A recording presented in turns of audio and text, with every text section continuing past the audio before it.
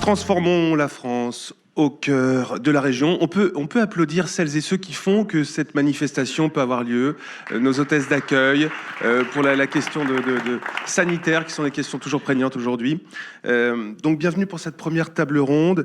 Transformons la France au cœur de la région Grand Est. L'industrie et son poids économique représentent 20% du PIB de la région Grand Est et près de 300 000 emplois. Un particularisme qui fait de la région Grand Est la région, peut-être l'une des régions industrielles de France, un atout qui est une affaire de talent. Raison pour laquelle nous abordons la question des talents avec deux personnes sur ce plateau qui en raison Séverine Sigrist, présidente et CEO de Defimed, et Éric Niedinger, directeur de l'école polytechnique universitaire de l'Université de Lorraine, que nous connaissons aussi sous le nom d'usage de Polytech Nancy. Vous êtes tous les deux au cœur du monde industriel et vous allez pouvoir nous parler un peu de cette typologie du jeune qui veut s'inscrire dans le monde industriel. Séverine Sigrist, vous êtes biologiste cellulaire et neuroscientifique, dont les principaux axes de recherche se concentrent sur le traitement du diabète, mais aussi surtout une chef d'entreprise. On en parlait avant cette table ronde. Vous faites partie d'un nombre incalculable d'organismes, de fonds. Enfin, c'est absolument incroyable. Et j'aimerais en première question savoir si on peut encore vous qualifier de pionnière, ou est-ce que vous n'êtes plus une pionnière. Vous avez derrière vous déjà un certain nombre de femmes qui ont suivi votre exemple et vous n'êtes plus la seule. Alors, je ne sais pas si je suis exemplaire, en tout cas, mais une des choses qui ont été importantes, effectivement, au moment de la création de l'entreprise ou des engagements que j'ai pu prendre, c'était de relayer le message, comme quoi c'est possible, quoi. On peut y arriver. Il y a effectivement des challenges. Notre place, elle n'est pas toujours évidente au départ et on ne se croit pas toujours légitime non plus, hein.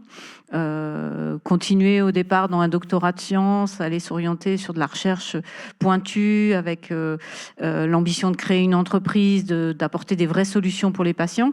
Je pense que c'est ce que tout le monde a dans la recherche au départ, que ce soit homme ou femme, on veut tous y arriver. Mais après, la légitimité d'aller créer l'entreprise, de devenir dirigeante d'entreprise, d'aller lever des fonds, c'est quelque chose qui est très différent et dans lequel on garde encore... Enfin, moi, j'ai encore un exemple très récent où de me dire je suis encore la seule femme, quoi, dans des boards, dans des réunions, en disant c'est encore pas assez.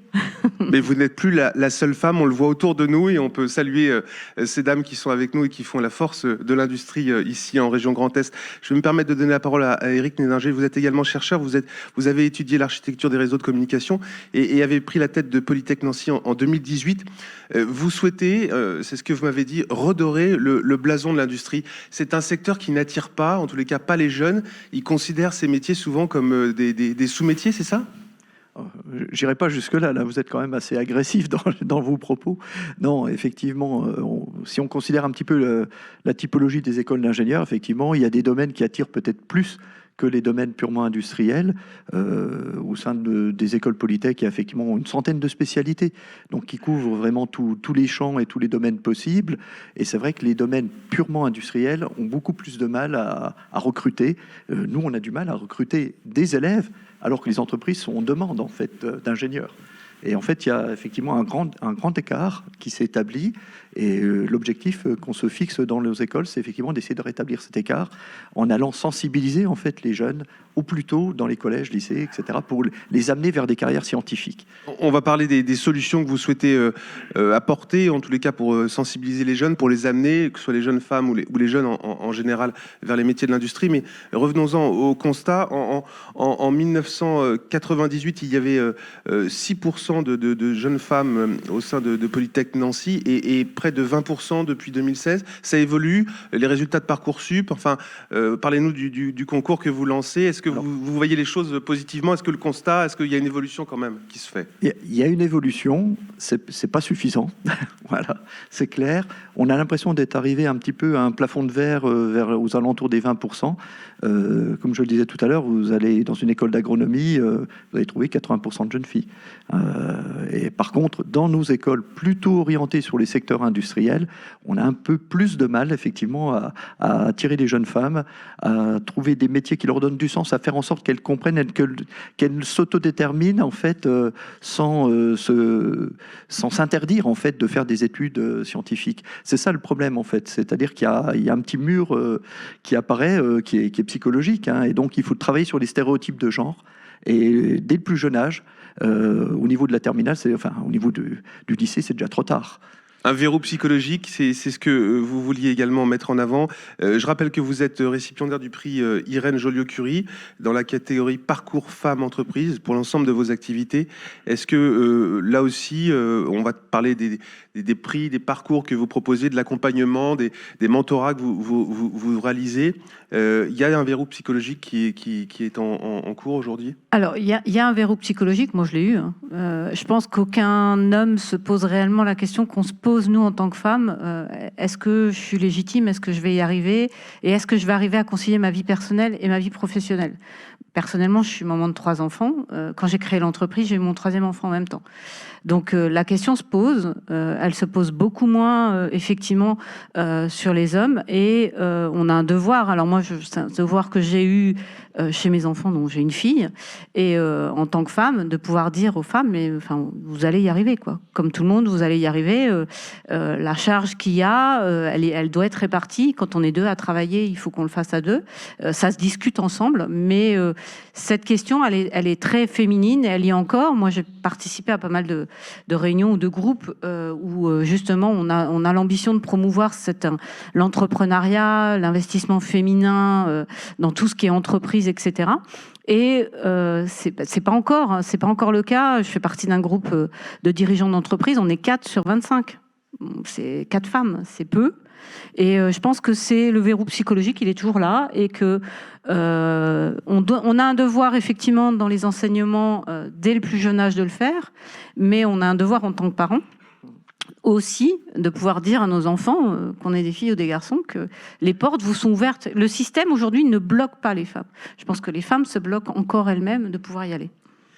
On va parler maintenant, puisque le temps file, et on va parler maintenant des solutions. Donc vous avez plus ou moins abordé ces solutions, l'accompagnement.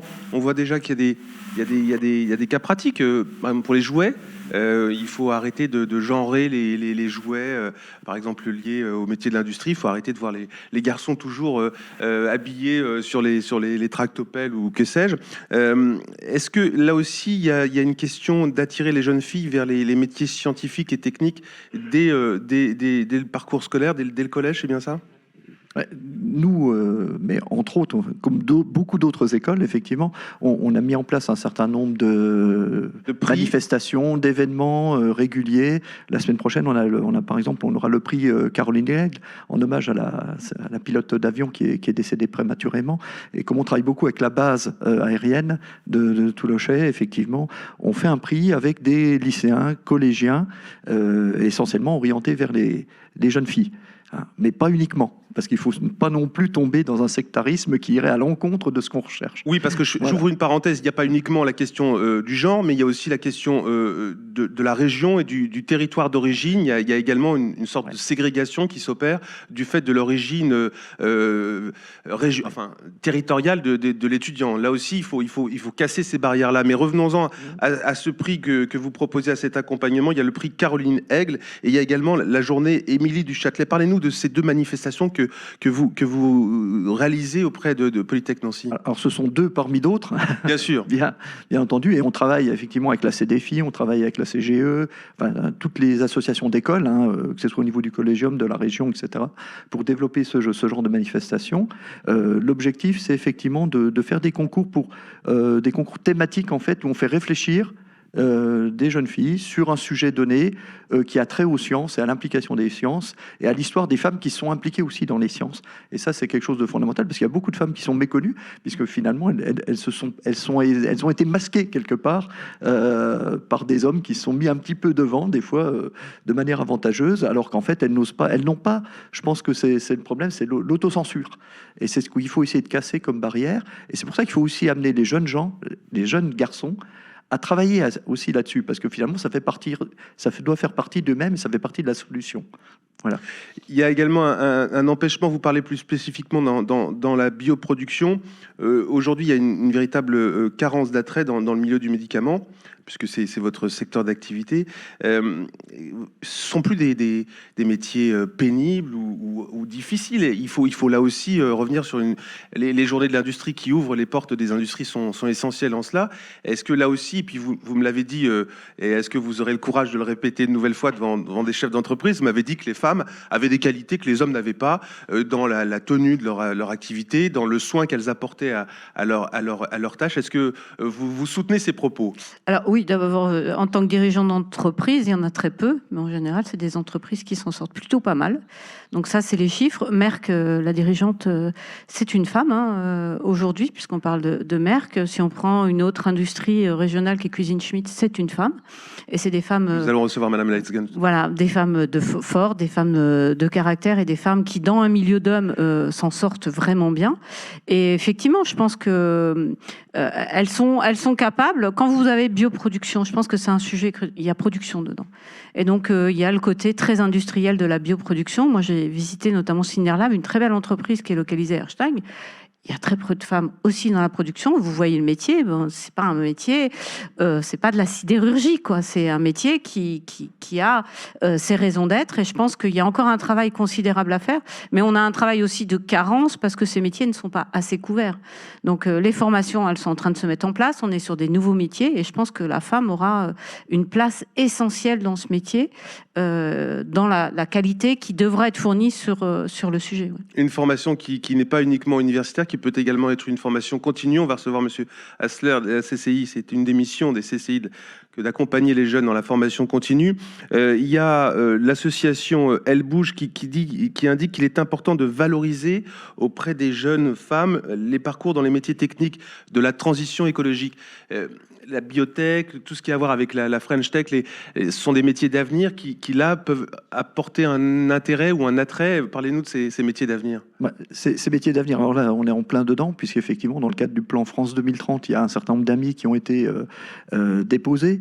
Au niveau du réseau Polytech, justement, on prévoit une amie spécifique sur les compétences et métiers d'avenir pour tout ce qui touche à la décarbonation, la recyclabilité, en fait, et puis tout ce qui est optimisation des systèmes énergétiques, par exemple. Donc ça, c'est 3 exemples, mais il y en a beaucoup d'autres. Hein. On ne va pas rentrer dans le rapport Jean Jouzel qui, justement, a servi à élaborer, en fait, des conseils pour les formations dans le supérieur. Le but, c'est de sensibiliser tout. Il n'y a pas des métiers spécifiques à l'environnement. L'environnement, c'est transversal. Donc, ça doit vraiment imprégner toutes les sphères de l'industrie. Et c'est une réflexion globale qu'on doit poser et qu'on doit mener. Dans le cadre de notre projet, l'objectif, c'est d'avoir trois axes. Je ne vais pas le détailler. Hein. Un axe de sensibilisation vis-à-vis des publics jeunes, donc lycéens, collégiens, etc., pour faire des démonstrateurs, pour les attirer, leur montrer des choses assez sympathiques, presque ludiques, on va dire, entre guillemets. Et il y a un axe pour nos étudiants, puisqu'il faut les former, toujours, avec cette coloration environnementale, qui ne doit pas être qu'une coloration, c'est une refonte de nos programmes. Et puis, il y a un axe aussi de formation continue pour travailler avec les entreprises par rapport à leurs besoins et de définir, en fait, les compétences attendues dans les différents métiers. Voilà. Un projet de 40 millions d'euros. Revenons-en sur puisqu'il nous reste, le temps file, c'est tellement intéressant, Madame Sigrist, vous me disiez également qu'il faudrait peut-être des quotas dans les COMEX. Et puis il faudrait peut-être aussi l'égalité salariale. Il faut peut-être allez, on soulève la table, on la jette. Oui, alors moi dans mon entreprise, c'est pas vraiment un sujet puisque dans notre comité de direction, il y a 2 femmes et 2 hommes. Donc, vous êtes exemplaire. Voilà. Par contre, mon vrai problème pour pouvoir répondre à ça, ça serait de trouver aussi les candidates.